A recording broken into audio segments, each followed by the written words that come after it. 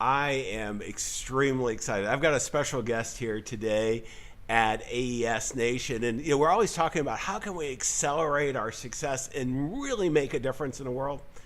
Well, I've got an entrepreneur who's making a huge difference in the world, and he's extremely well qualified to do it. Mark Donohue is an amazing lifetime entrepreneur. I met him at Peter Diamandis's Abundance 360 program, and Mark was on stage just sharing what he's doing from an exponential side. And you can understand why he's considered an expert in strategy and design and teaching software, all this, along with impact investing. And looking at my notes, because there's so many things, I just want to highlight a couple things. One, he was a past entrepreneur in residence and a senior fellow in social engineering at Babson College for a total of 8 years, where he graduated as well. And then a big honor in 2011, Mr. Donohue, Mark was honored as one of the top 100 American thought leaders in trustworthy business behavior. And one of we get asked so often when I'm talking about who you'd like to have on, you want people that are going to help you really make a difference and touch. In Mark's case, he's going to be touching over 1 billion lives and doing it in a way that's going to have amazing, amazing impact. And I want him to share with us what he's doing so you can see what's applicable in your business as well and make that huge impact that you want. I'm John Bowen. I am co-founder of ES Nation. It's accelerating entrepreneurial success. It's all about having you take off. So make sure, stay tuned, because you don't want to miss a single word here. Ordinary success? No way. You want amazing, remarkable, exceptional breakthroughs. Dig deep, think bold, drive hard. Watch yourself soar beyond your dreams. AES Nation. Mark, I am so excited that you're here with us today. First of all, thank you for joining us. Thank you. Yeah, no, it's a lot of fun. We got a quick chance to meet at Peter's mastermind group, and he brought you up on stage because you are doing some amazing things, and you've learned a lot of life lessons. You're applying them. What I'd love to do is get a little, before we dive into all that, get some of the background of how you got to where you are today, because all of us want a little of that framing so that we can really dive into your life lessons. Well, I started at Babson College, graduated in 88, and 87 at school. I had rather precocious insight into a low middle class family. I realized that I'd rather be worth $25 million when I was 60 years old than $1 billion, which sounds odd, but as the saying goes, life's about a way of traveling, not reaching a destination. And I decided to focus my career on the conscious use of capitalism to create regenerative solutions for both society and the planet. And that's defined my career. No, it really, this is something I think that's so important for all of us, is that, I have the privilege of studying the super rich, we call 500 million and above. And I can tell you, money does buy, I don't know if it buys happiness, but it does insulate from some pain. But after a certain level, it doesn't really make a huge difference. And it's not all about the scorecard of money. We're in business not for more business. We're in business to support the quality of life. And so each of us has a different perspective on that, Mark, and I really appreciate yours. I'm more aligned. Some of the times, particularly at Abundance 360, I'm sitting there listening to some of the guys who are probably not quite as aligned, and they not only do they want to touch 1 billion people, but make $1 billion. And, there's nothing wrong with that. That's why capitalism works. We all have to decide what we want to do, but you end up giving up some of the things along the way when you do that. Well, that's so true, John. And I would just say that one thing that I realized along the path here is that sustainability is about sustainable profitability. And so when one's doing an impact enterprise or has social purpose or purpose beyond self, clearly one has to create a sustainable enterprise. In fact, one of the core lessons of my career is the first mission of management is survival. If you don't survive, your results don't get to multiply. Well, one of the things that I do want to touch on, Mark, why don't we do a little definitional? What is sustainable business now? I mean, because it kind of means different things to different people. And what's it mean to you, and what you'd like your fellow entrepreneurs to be thinking? Well, there's a whole spectrum there that has evolved, particularly over the last 30 years. For example, the investment sector called socially responsible investment. Oftentimes today it's called impact investing.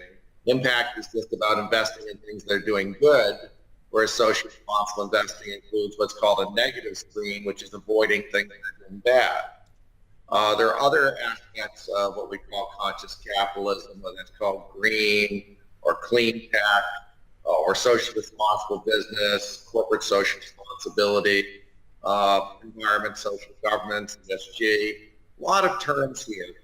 At the end of the day, the biggest way to look at that is that we have a model of stakeholder relations. There are different stakeholders in every enterprise. It's not solely the profit of the shareholder.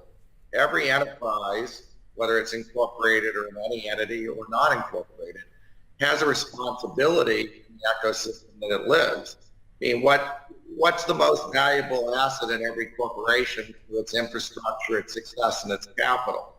It's the air we breathe, it's the planet we live on, it's the water we drink, it's the subsistence of creating a foundation for enterprise.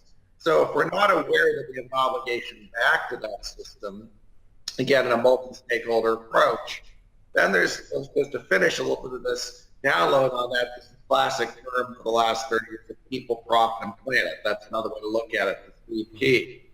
And so that means that you're not just looking at the single financial impact of profit, you're looking at your impact on your people, both in your enterprise and beyond. That expands the stakeholder model, including the planet being a stakeholder. Because as I said, perhaps the largest investor in every enterprise of our listeners today is the planet itself, because without that, what would we have?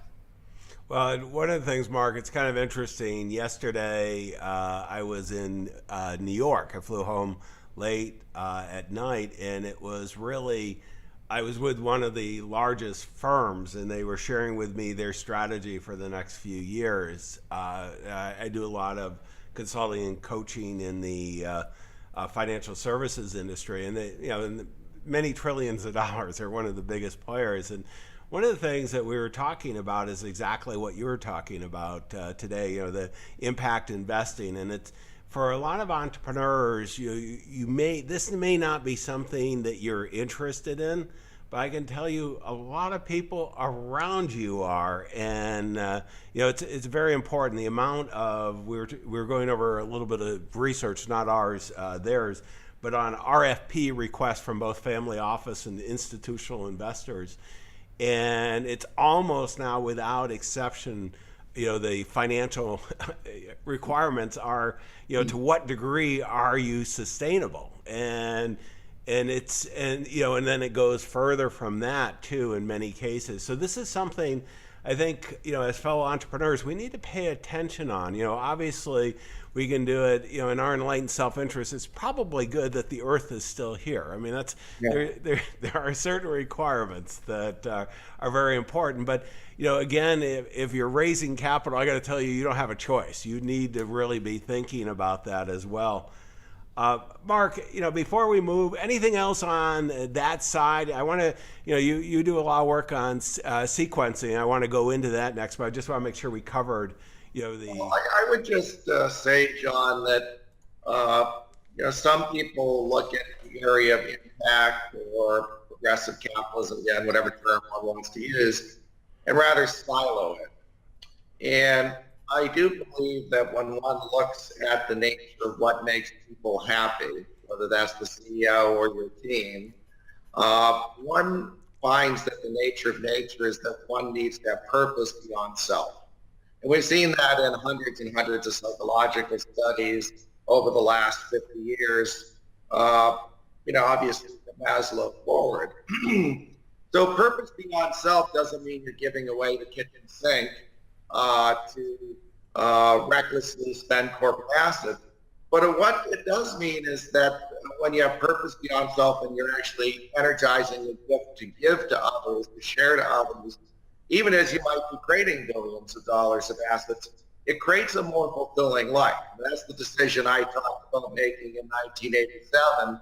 And really today, many more people are seeing that not only in their entrepreneurial path, but in their investing path and also in your purchasing path. Remember, you spend those dollars. That's what really is about with your dollars each time you spend. No, and this is something that each fellow entrepreneur has to make their own decisions. It's funny, Mark. I went and one of the things I had the privilege of working with a few Nobel laureates in economics, and they didn't have it when I first started working with them, and then they got it. So I'm fairly analytical, and one of the things that when we look at this, quite honestly, I mean, depending on how you look at it, we're not seeing a penalty for impact investing. We're not also seeing a big premium for it either. And so there's an opportunity here because, when you can do well and still do well, I'm a big believer in that. There's no, this, and then I think it's going to become even more important going forward as people become more aware of it.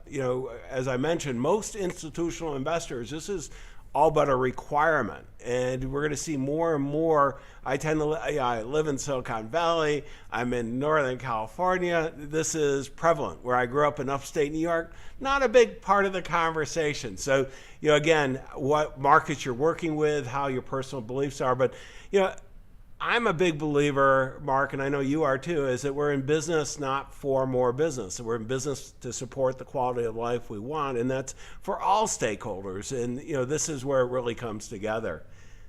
Mark, let's dive into sequencing. Tell me what you mean by that, because this is one of your expertise. Well, what I found through my years of entrepreneurship and over 20 different ventures and advising, certainly over 50 CEOs, and having taught entrepreneurship at Babson College, is that a key area where people don't achieve their full potential is by doing the right actions but out of sequence. And when you start looking at selling progression, for example, just as a simple way to bring the viewers into this, obviously you just don't come out and just ask for an order generally from a customer. I mean, there are situations that's appropriate. There's a whole sequencing, oftentimes of building trust, building understanding, and the customer seeing need, and then realizing you have a solution and realizing you have the best solution overall for their need, given all consideration.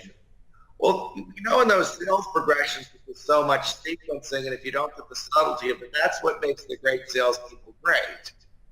And yet then we look at so many other aspects in enterprising where people in their organizational communications, in their relationships, even in areas that could be something like investor relations, stakeholder relations, board relations, the sequencing aspect, some people just, either because they have a lack of patience or lack of skill, or just a bursting forth of their full creativity. Sometimes it's, as Lao Tzu said back 400 BC, better a foot behind than an inch too far ahead.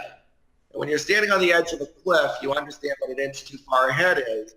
And most entrepreneurs, truth be known, are standing on the edge of the cliff, whether they realize it or not. So it's really good to have your sense of sequencing and balance as you move through the perilous nature of entrepreneurship.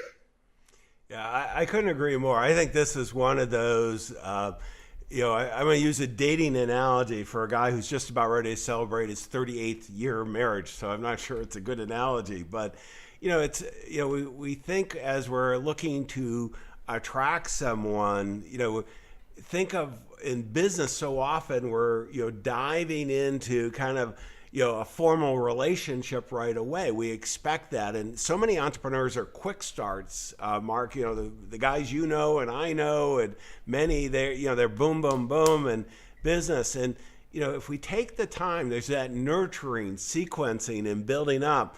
You may not have it for $1 widget, but many of the people here, we're doing very large transactions, and it does get frustrating because so often you can solve a critical problem, but you got to bring the people along. And Mark, how do you see somebody that isn't good at this doing this well now? I mean, well, sometimes that's just about taking a breath.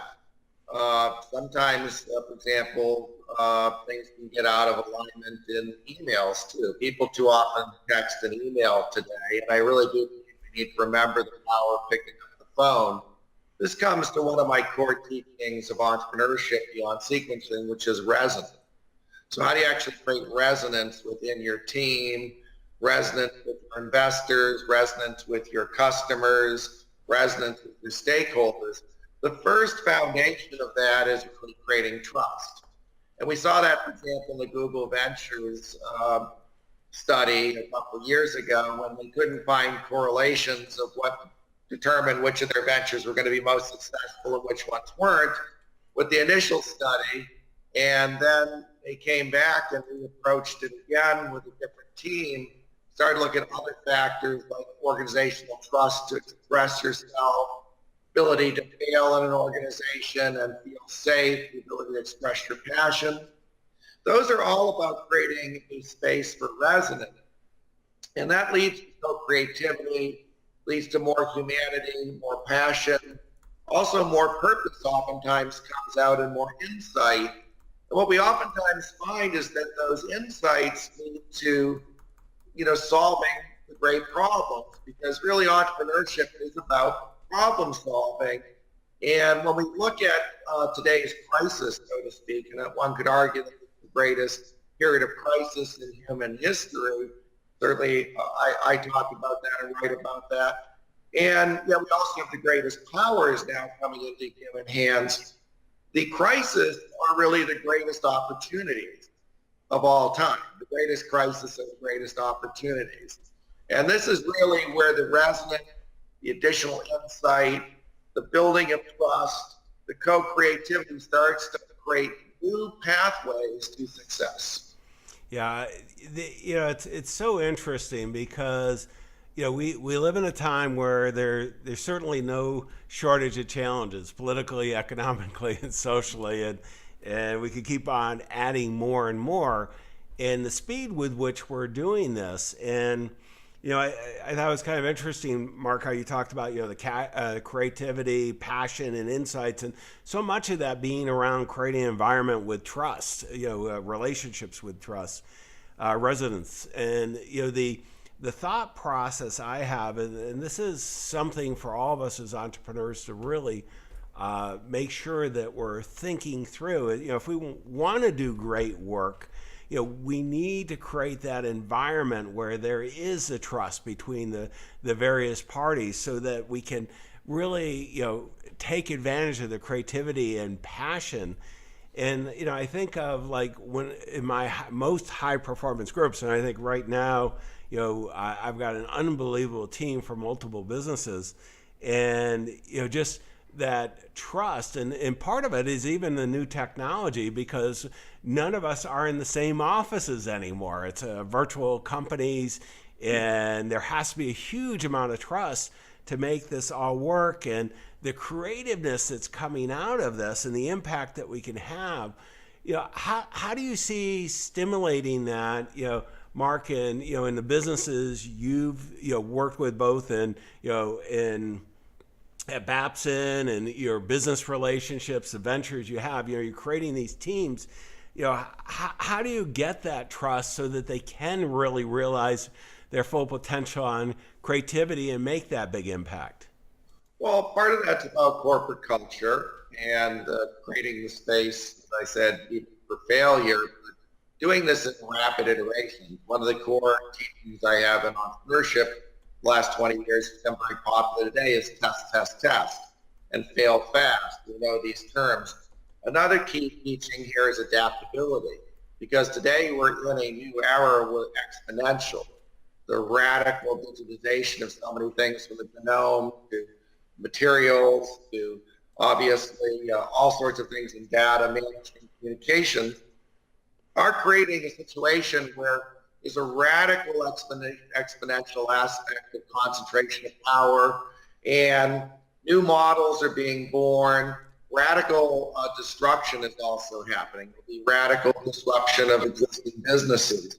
And so we need to be looking at adaptability also. That's a key thing that humans are not taught well through our old business paradigms. So we come around to that whole quality of trust space for humanity, more resonance, more co-creativity, and looking at that from a mature perspective of proper sequencing and a group of stakeholder relationships versus just an insular monoculture way of looking at profit. All of a sudden we start to get more ability to learn, more knowledge. Enterprise starts to become more of an integrated organism, so to speak, and therefore can actually start to get more information more quickly to rapidly iterate, because the way that the mission management is manifested, which is survival, is the first code. One has to adapt, move very quickly today, and needs to be able to create a corporate culture that knows how to move quickly and really learn quickly and test quickly. And that only happens through these foundational aspects that I'm talking about in corporate culture. Well, Mark, I couldn't agree more on this stuff. I knew we were aligned just when we met, but we're more aligned than I thought. And one of the things that's so great in today's world for all of us as entrepreneurs is the ability, to fail fast. The test. I mean, we all think we're real smart, and I hope we're at least reasonably intelligent. But the market's much more intelligent, and the ability to test on small scales and really get market feedback has never been better. And then to adapt to what the market wants that you can really serve and is aligned with your purpose. And then all of a sudden the ability to scale that up is pretty amazing. And Mark, I want to have you talk about kind of what you're doing now. I mean, with Life Guides, because I mean you're pulling together something that didn't exist for a need that exists. You're not sure exactly how it's going to play out, but you're able to, the ability to bring unbelievable talent together to make something really happen and solve some of the world's pressing problems is pretty amazing. And, this has been a relatively, a lot of, it's not an overnight program because you did this all your life building to it, but, very quickly. Well, I've been, fortunate to have had a clear path in life, and I connected with my passion coming out of that realization of Babson College in the late 80s. That path has led me down a purpose-driven capitalism road, and yet I really have been waiting for over 25 years for the one. Many of our listeners saw the movie The Matrix, and there's a character in there called Neo, and he's the one. Everybody was waiting for that one to come and shift the system, and I've been waiting for the right enterprise, even though I've done some things that my family of origin would call great. My life, and I've been very proud of my career. Life Guides is the one I've been waiting for. It's the one, so to speak. And so what is Life Guides? We're creating a platform for caring people to do extraordinary things. And we believe that life experience is the most valuable asset on the planet. And we're creating a platform to optimize and monetize the value of life experience and empathy, which is obviously a huge multi-billion, even trillion-dollar opportunity. And so the question is, how do we do that? We have a matching platform, which is part of the reason why the founder of Match.com is one of my business partners and board members and investors. This matching platform matches up somebody who's been through a very specific life experience, like dementia of a mother, or having a first-time child, or opiate addiction of a loved one, or perhaps cancer of a loved one herself, matches them up in a very targeted way with somebody else who they choose from a group of numerous guides that have real life experience in that area and want to give their gift, want to share their knowledge, want to bring forth their purpose, and even want to help heal themselves as a guide to make their suffering or struggle that they went through to learn their lesson have more meaning. And that platform of matching of guiding clients, we found to be enormously well received.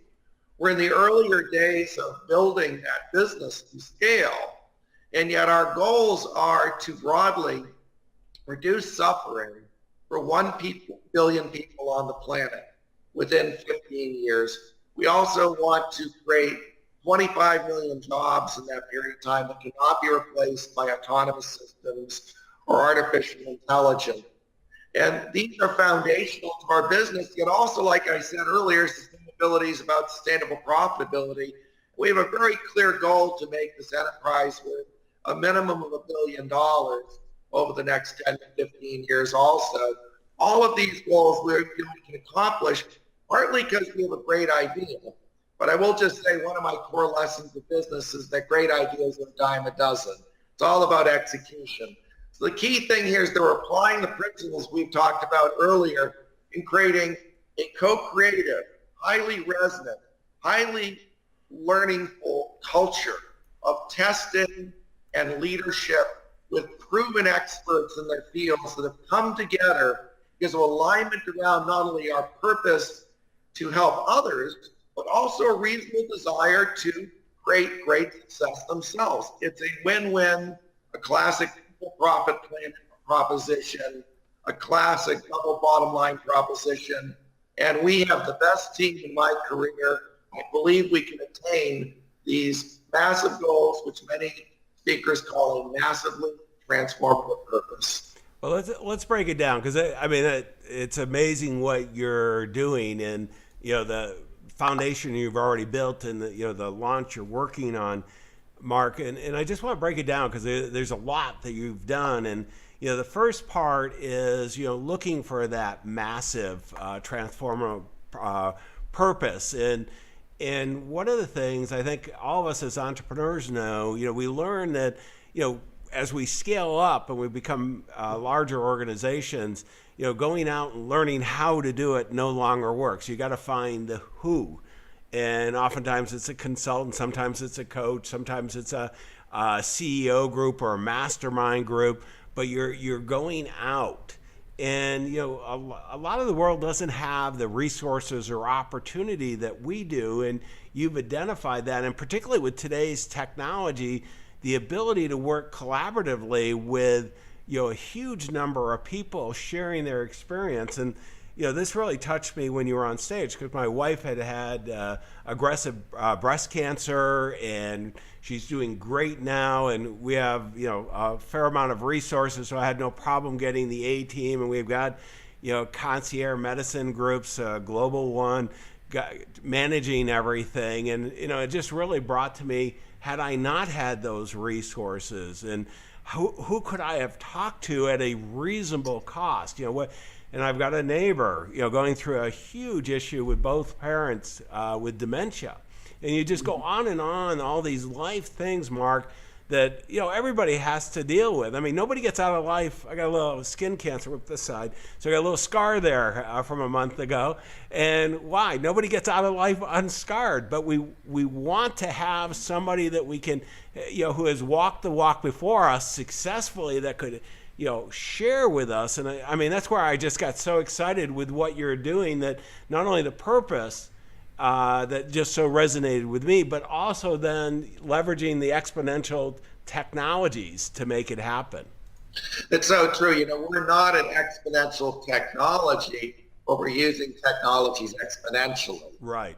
And that's the nature of this matching platform. But also today, our core audience globally, as we expand globally, ultimately, let's say in 3 or 4 years, it's really anybody with a smartphone. And because we're matching people up on phone calls and then backing up that connection, that we're using technology to accelerate human empathy. We're using technology to accelerate human healing. We're using technology to accelerate the sharing of arguably the largest asset on the planet, which is humanity's collective wisdom and life experience and empathy. When you look at the sharing economy, version 1.0 was share my home, share my car. The next thesis we believe of the sharing economy is how do I monetize my life experience and my empathy in a purpose-driven way that other human beings will value. And the way to optimize that value is through this matching platform where, somebody who, for example, has a mother going through dementia, and if that, let's say, daughter is 30 years old, that's a very different experience than, let's say, a husband who has a wife going through dementia who's 82. And so that proper matching, there's been different cultural and geographical dynamics. Clearly, our focus is to only have people within a culture like the United States. You, a client or guide, can be in the United States, and we expand to Mexico, then Mexico, you'd have Mexican culturally imbued and living people who understand the nature of that society, or in Ireland, or wherever we expand to India. So this matching platform is exponential technology being used for exponential good. Well, and that's what I love, and I think all of us should be thinking about in our own businesses, how do we take advantage, of what Mark's been sharing, because most of us, some of you are inventing exponential technologies, but most of us are leveraging technologies to grow exponentially, to touch more lives, to make a bigger difference. And, from a capitalism perspective, the more people we can make a huge impact on, the more value we create around the world. And the opportunities, today, Mark, I forgot, where do you live now? I live in Florida, north of Orlando, and then we have an office in San Francisco. Yeah, and I just think, I'm in Silicon Valley, and, just the technology to, that's basically free for you and I to collaborate and share our experiences with fellow entrepreneurs is amazing. And, and you're harnessing that in this business for, so many different people with so many different challenges and experiences.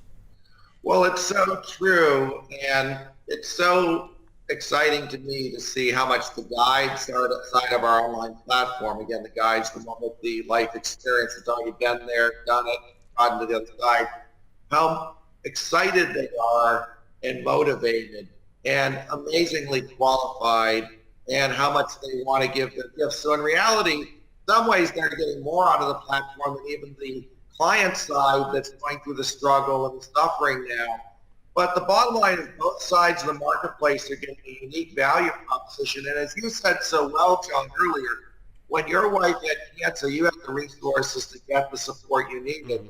We built a platform that's affordable for middle America, or whatever country we ultimately expand to, that is affordable for the average person to really have human-to-human personalized experience support in their biggest struggles. Because we know that if you're between 21 and 70, classic adult age, in a developed market like the United States, less than 20% of your struggle and suffering comes from health conditions. I've never had a health condition. Most people I know at my age really haven't. Maybe they have a parent that has, maybe, God forbid, they had a child that had an illness. The reality is that most of the struggle and suffering in our society, over 80%, comes from this sector we've named as life challenges. And life challenges, therefore, is a new source code for health and wellness and well-being. If that's the key source of stress for the majority of our society, we can start to address that with society's existing resources, because we have the experience to do it, then we can reduce stress in the entire system of our culture. And stress leads to things like lack of creativity, depression, alcoholism, obesity, all sorts of illnesses. The list goes on. So we're foundationally trying to create a regenerative society with resources that already exist that just simply needed to be matched up. Well, it's so, let's just take one of those life challenges, opiates, and the heroin addictions around the country. And, I just can't imagine anything to have a loved one going through that. And, and it really touches almost every life, extended families or somebody and it's just, and you're lost. You don't know what to do. And, certainly people with resources can hire organizations and all that and rehab and so on. But having somebody with that empathy, I think, is just make a big difference. And that's what we're all looking for in business, is how can we create that value? And particularly what I like, Mark, this is so sustainable from a business standpoint too. Not only is it making a great difference, but I'm pretty sure there are going to be more life challenges no matter how good your business does. Well, it's so true. And unfortunately, as I say, one of the greatest growth enterprises of our era is human suffering. And therefore, as I said earlier, the greatest crisis of our time are the greatest opportunities. So we're addressing that growth market, and we are creating a solution that is very differentiated, and not only on price and the nature of humanity that's built in to our product. Mark, and how could our fellow entrepreneurs learn more about your business and what you're doing as you progress through your journey? Well, simply go to lifeguides.com. And also, anybody can feel free to email me. It's Mark, mark@lifeguides.com. We also are going to be launching a whole corporate benefits layer for our offering this fall. We have tremendous interest in that. So there might be employers out there that are saying, hey, I'd like to offer my employees a culture of caring. And for example, for around $85 a year, not a month, an employer could offer support in 15 or 20 core life challenges with real human support. This is so much beyond anything that exists in the corporate benefits market today. And for those employers that are concerned about retention, recruitment, creativity, let's face it, today in America, there are 37 million people who are working who are caregivers of another human being. Think about that number. There are 17 million adults with children that have a chronic severe illness. You start going through the list here. It's not just how many people have a loved one with an opiate addiction. Well, what about if your employee is caregiving a mother who has dementia as a primary caregiver? The average hours per week of that are 22. What does that do to that employee's ability to really show up fully for work and fully creative and rejuvenated? And so we really want to support them in a very affordable model. And for employers, we're launching this as a benefits layer because it is so important to the employers to be able to support their employees in this way at a very nominal cost. Mark, I want to thank you. This has been extremely valuable. And I want to just do my key takeaways for my fellow entrepreneurs. I mean, there's a whole bunch. I'm looking down my notes. I got all kinds. But the big thing is, we talk about having a purpose beyond ourselves. Whatever our business is, what can we do that's going to get us excited? Because as you have more and more success, what happens? Getting up just to make more money is not very exciting. But to really make a difference, and that sequence is so important. Is really think through the cycle of the conversation, because that's what we're looking to have, is conversations with people that we can solve their problems and really make a difference. Use today's technology first to adapt and really get the solution. Let the marketplace tell you, and fail quick. I mean, I never liked that line, fail quick, but the reality is you just test. Very small. I mean, I'm running some tests now on just a little marketing campaign for $5 a campaign per day. And you can just, get so much information so quickly before you scale up to something that's very substantial, and, build that environment for creativeness. And Mark, I mean, this has been great. I wish you the best of success in making a huge difference in a billion people's life. All the best. Let's go make a difference. Thank you, John. Exceptional, remarkable breakthroughs. aesnation.com.